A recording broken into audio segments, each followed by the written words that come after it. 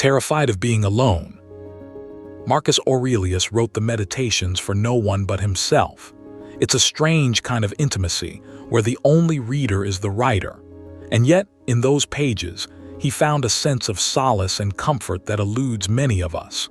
Why is it that being alone can be so terrifying when it was for Marcus a refuge? We live in a world that's constantly connected, where the idea of being alone is often seen as a weakness or a failure. We're told to fear the emptiness of solitude, to fill every moment with noise and distraction. But what if that's exactly the problem? What if our fear of being alone is actually a fear of ourselves? Marcus Aurelius knew that solitude wasn't the same as loneliness.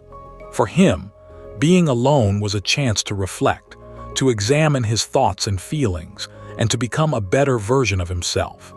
It's a practice that's just as relevant today, where the constant din of social media and expectation can leave us feeling empty and unfulfilled.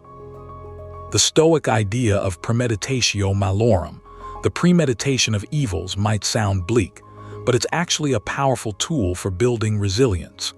By imagining the worst-case scenario, we can prepare ourselves for anything that life throws our way. And it's in solitude that we can do this work, without the influence of others to distract or comfort us. But how do we make the shift from loneliness to solitude? It starts with self-reflection and a willingness to confront our own thoughts and feelings. It means embracing the quiet and finding comfort in our own company. It's not always easy, but it's a journey that's essential for growth and happiness.